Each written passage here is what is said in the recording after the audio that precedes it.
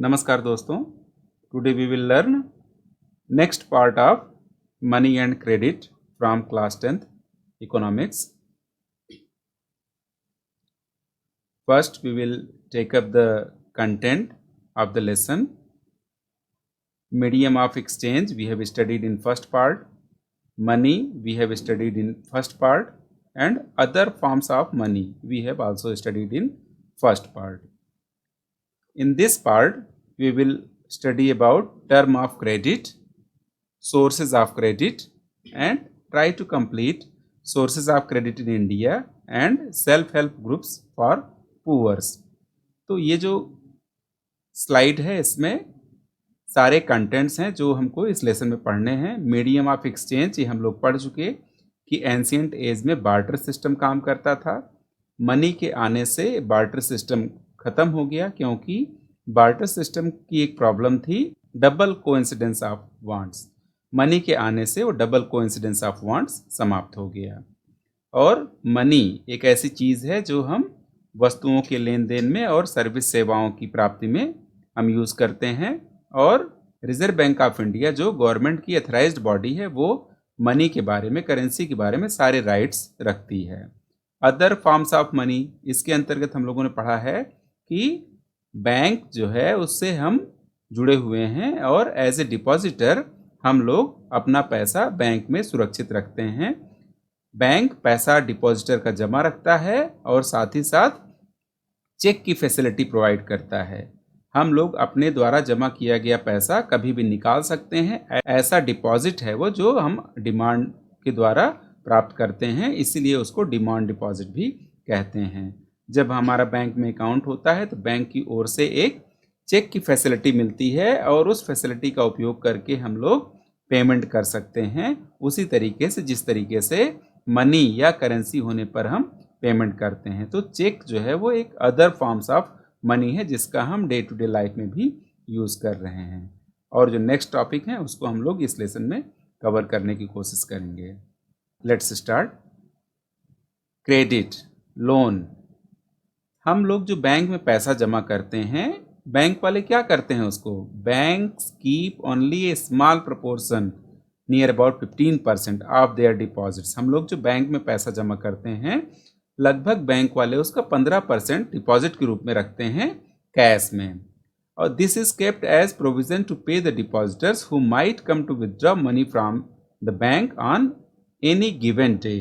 15% पैसा रखते हैं इसलिए बैंक वाले ताकि जिन्होंने पैसा जमा किया हुआ है वो कभी भी आएँ अगर डिमांड डिपॉजिट के लिए बैंक में जमा किया गया पैसा मांगने के लिए, तो बैंक वाले उनको पे कर सकें.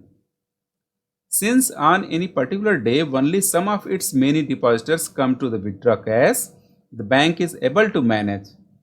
अब बैंक में जो पैसा जमा किया गया है रोज हर व्यक्ति नहीं जाता है पैसा लेने के लिए. एक दिन कुछ लोग जाते हैं, एक दिन कुछ लोग जाते हैं. इस तरीके से वो 15% जो कैश रिजर्व के रूप में रखती है बैंक, उसके द्वारा वो जो आने जाने वाले लोग हैं, बैंक से पैसा निकालने वाले लोग हैं, उनको वो मैनेज कर पाते हैं. और banks use the major portion of the deposits to extend loans. ये जो 85% पैसा है जो डिपॉजिटर्स का है, बैंक के पास जमा है, उस पैसे का बैंक क्या करती है, उस पैसे को बैंक लोगों को लोन के रूप में या क्रेडिट के रूप में, उधार के रूप में देती है. There is a huge demand for loans for various economic activities. Businessmen, traders, farmers, ये लोग ऐसे हैं जो इकोनॉमिक एक्टिविटी में इन्वॉल्व हैं और उनको पैसे की जो ज़रूरत होती है उसका बड़ा पोर्शन वो बैंक से लेते हैं. तो डे टू डे लाइफ में भी और इकोनॉमिक एक्टिविटीज़ को और आगे बढ़ाने के लिए लोन्स की, क्रेडिट्स की ज़्यादा डिमांड है जो है. Banks make use of the deposits to meet the loan requirements of the people. Bank क्या करते हैं, जो डिपॉजिट किया गया धन है, डिपॉजिट किया गया पैसा है, उसी को वो लोन के रूप में जो लोगों की रिक्वायरमेंट है उसको वो पूरा करते हैं. In this way banks mediate between those who have surplus funds, the depositors, and those who are in need of the these funds, the borrowers. इस तरीके से बैंक क्या है, बैंक एक मीडिएटर है, बैंक से दो लोग जुड़े हुए हैं। फर्स्ट वन डिपॉजिटर, जिनके पास पैसा है, जिन्होंने बैंक में पैसा जमा कर रखा है। सेकंड वन बोरोवर्स, जिनको पैसे की जरूरत है और जो लोग बैंक से लोन लेते हैं। Depositor and borrowers are joint with the help of banks. Next, banks charge higher interest rate on loans than what they offer on deposits. Depositor ने जो पैसा बैंक में जमा किया हुआ है उसके अगेंस्ट उसको इंटरेस्ट मिलता है, और बैंक ने जो पैसा लोगों को लोन के रूप में या क्रेडिट के रूप में दिया है उस पर वो इंटरेस्ट चार्ज करते हैं। बैंक जितना इंटरेस्ट डिपॉजिटर को प्रोवाइड करती है उससे ज़्यादा चार्ज करती है, किससे? बोरोवर्स से। The difference between what is charged from borrowers and what is paid to depositors is their main source of income. We have studied about this कि बैंक को लाभ कैसे होता है, हाउ। तो हम लोगों ने पढ़ा है कि जो डिपॉजिटर्स हैं उनको बैंक पे करती है इंटरेस्ट, और जो बोरोवर्स हैं उनसे इंटरेस्ट प्राप्त करती है। तो बोरोवर्स पर जो इंटरेस्ट लगता है वो ज़्यादा होता है डिपॉजिटर को दिए गए इंटरेस्ट की तुलना में। वो जो डिफरेंस है उसी से बैंक को बेनिफिट होता है। A large number of transactions in our day to day activities involve credit in some form of the others. बड़ी संख्या में जो लेन देन हो रहा है उनमें तमाम सारी एक्टिविटी ऐसी हैं जहां कहीं ना कहीं क्रेडिट इन्वॉल्व होती है। जरूर कहीं ना कहीं लोग पैसे को उधार के रूप में या जो भी एक्टिविटीज़ हैं उसमें क्रेडिट को इन्वॉल्व करते हैं। Credit, what is credit? Credit refers to an agreement. Credit एक एग्रीमेंट है, किसके बीच? In which the lender supplies the borrowers with money. जो लेंडर है वो बोरोवर्स को पैसा प्रदान करता है, धन प्रदान करता है, करेंसी प्रदान करता है, या गुड्स और सर्विसेज प्रदान करता है in return for the promise of future payment. और इसके बदले में बोरोवर से वो प्रॉमिस लेता है कि आने वाले समय में वो वापस करेंगे। लेंडर प्रोवाइड करता है, बोरोवर से प्रॉमिस लेता है फ्यूचर में रीपेमेंट के लिए। कुछ एक्टिविटीज़ टेक्स्ट बुक में दी गई हैं, उन्हीं में से है कि credit activities of banks, whether credit would be useful or not.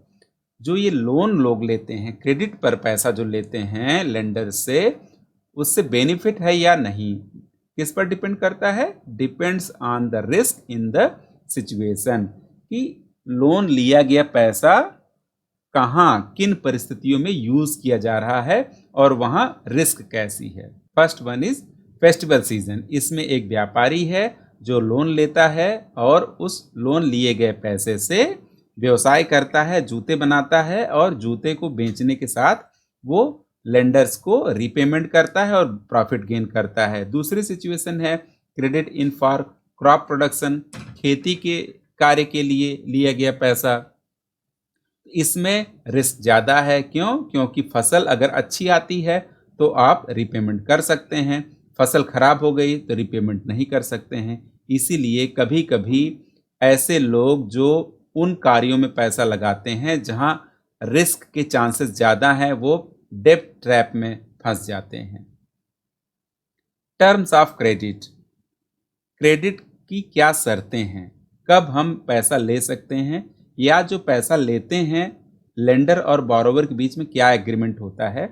First one and important is collateral. What is collateral? Collateral is an asset that the borrower owns. Collateral एक ऐसी चीज है, संपत्ति है, प्रॉपर्टी है जो किसकी है? बोरोवर्स की है। Such as land, building, vehicle, livestock, deposits with banks. ये इस रूप में हो सकती है, लैंड्स के रूप में हो सकती है, building, vehicles, livestock, deposit with banks के रूप में हो सकती है। And uses this as a guarantee to a lender until the loan is repaid. Collateral borrower की प्रॉपर्टी है और बोरोवर उसको प्रदान करता है कोलेट्रल को, किसको? लेंडर को, ताकि आने वाले समय में अगर बोरोवर पैसा न पे कर सकें, रीपे न कर सकें, तो जो लेंडर हैं वो कोलेट्रल का यूज़ कर सकें अपने धन के भुगतान की प्राप्ति के लिए, नुकसान से बचने के लिए। If the borrower fails to repay, अगर जिसने लोन लिया हुआ है वो फेल हो जाते हैं, पैसा नहीं रिटर्न कर पाते हैं, the lender has the right to sell the asset or collateral to obtain payment.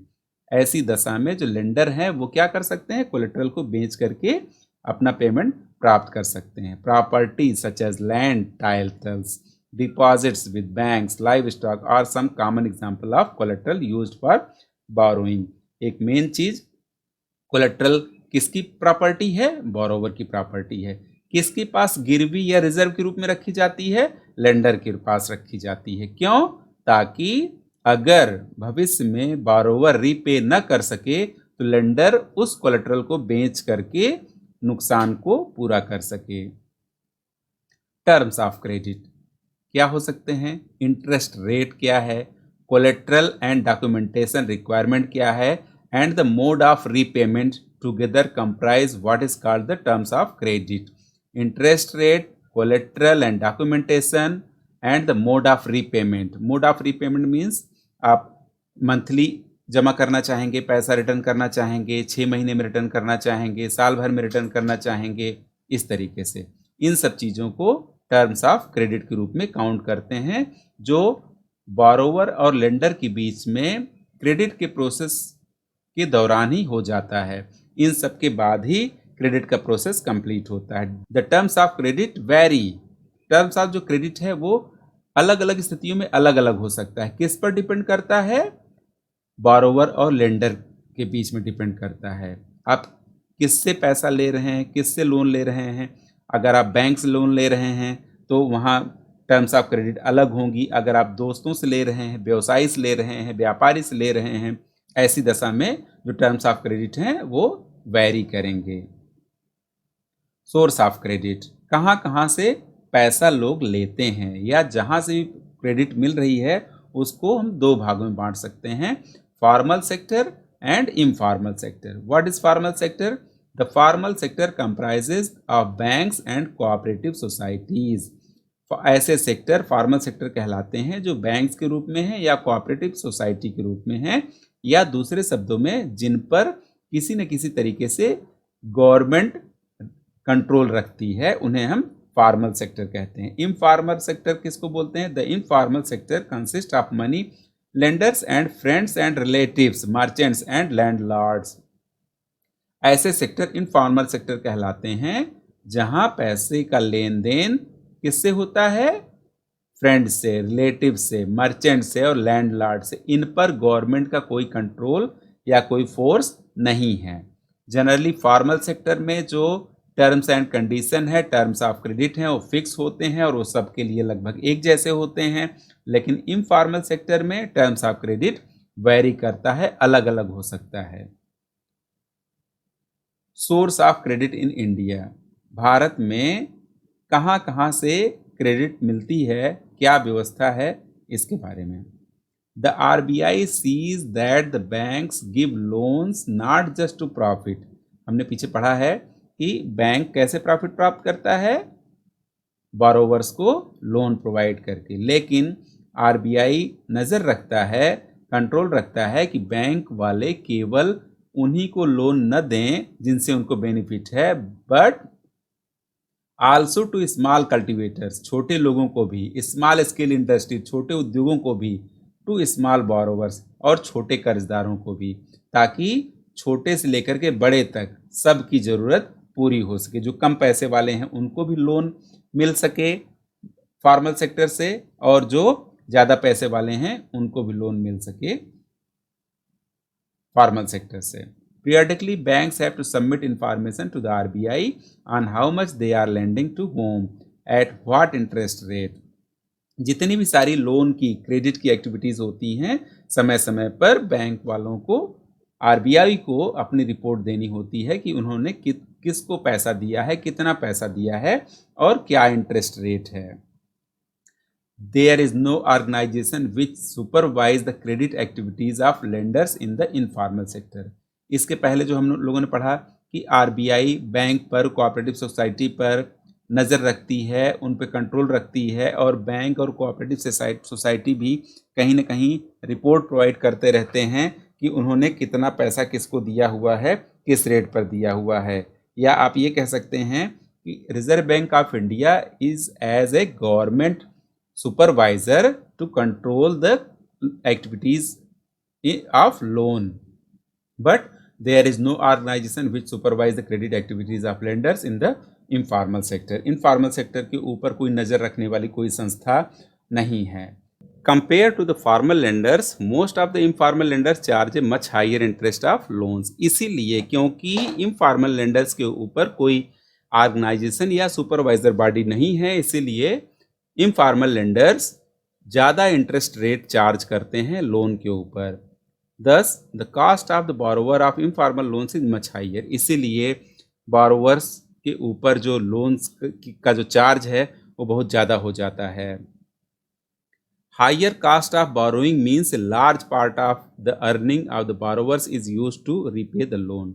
अब प्रॉब्लम क्या हो जाती है कि अगर इंटरेस्ट रेट ज़्यादा होती है तो जो borrowers है जिन्होंने पैसा उधार लिया हुआ है, लोन लिया हुआ है, उनको अपनी अर्निंग का जो होने वाला लाभ है उसका एक बड़ा हिस्सा लोन के रूप में रीपे करने के रूप में ही देना पड़ता है. तो उनको बेनिफिट नहीं होता है या कभी कभी वो ट्रैप में फंस जाते हैं. In certain cases the high interest rate of borrowing can mean that the amount to be repaid is greater than the income of the borrower. ज़्यादातर केसों में अगर पैसा ऐसी जगह लगा हुआ है जहां रिस्क के चांस ज़्यादा हैं तो क्या होता है, अगर हाई इंटरेस्ट रेट है तो कभी कभी जो इंटरेस्ट है जो रीपे करता है बोरोवर वो लिए गए पैसे से, लोन से भी ज़्यादा बड़ा हो जाता है. This could lead to increasing dept and dept trap. इसी के कारण लोग कर्ज के जाल में फंसते जाते हैं, डेप्ट का जो साइज है वो बढ़ता जाता है. People who might wish to start an enterprise by borrowing may not do so because of the high cost of borrowing. इसीलिए लोग जो अपना व्यवसाय सेल्फ एम्प्लॉयमेंट के रूप में शुरू करना चाहते हैं नहीं कर पाते हैं, क्योंकि लोन की जो टर्म एंड कंडीशन है इनफॉर्मल सेक्टर में उसमें रेट ऑफ इंटरेस्ट बहुत ज़्यादा हो जाता है, इसलिए वो पैसा नहीं प्राप्त कर पाते हैं. For these reason, banks and cooperative societies need to lend more. इसीलिए गवर्नमेंट फोर्स करती है, reserve Bank of India force करती है कि बैंक और कोऑपरेटिव सेक्टर ज़्यादा से ज़्यादा लोगों को लोन प्रोवाइड करें. This would lead to higher incomes and many people could then borrow cheaply for a variety of needs. इससे क्या होगा कि ज़्यादातर लोग अपनी ज़रूरतों के लिए पैसा बारो कर सकेंगे और अपनी लिए गए पैसे को किसी व्यवसाय में लगा करके वो भी बेनिफिट प्राप्त कर सकते हैं. लेकिन प्रॉब्लम यहाँ ये है कि बैंक्स एंड कोऑपरेटिव्स ज़्यादातर लोगों को, ऐसे लोगों को लोन नहीं प्रोवाइड कर सकती हैं जिनके पास कोलेटरल नहीं होता है. क्यों? क्योंकि बैंक और कोऑपरेटिव्स विदाउट कोलेटरल के, सफिशिएंट कोलेटरल के लोन अगर प्रोवाइड करती हैं तो पैसा रीपे होने के चांस कम होते जाते हैं, जिससे बैंक को नुकसान होने का डर रहता है. इसीलिए बैंक्स एंड कोऑपरेटिव सेक्टर या फॉर्मल सेक्टर्स लोन के जो हैं क्रेडिट के, वो ऐसे लोगों को लोन देने से बचते हैं. They could grow crops, do business, setup small scale industries, they could setup new industries और ट्रेड इन गुड्स. लेकिन अगर बैंक ज़रूरतमंद लोगों को, छोटे लोगों को पैसा प्रोवाइड कर सकेंगे उधार के रूप में, क्रेडिट के रूप में, तो वो लोग बिजनेस कर सकते हैं, फसल उगा सकते हैं, स्मॉल स्केल इंडस्ट्री सेटअप कर सकते हैं या ट्रेड में पैसा लगा सकते हैं. Thank you very much. Now 2 parts are remaining, credit arrangements and self help groups for the poor. We will study these topics in next part. Thank you very much.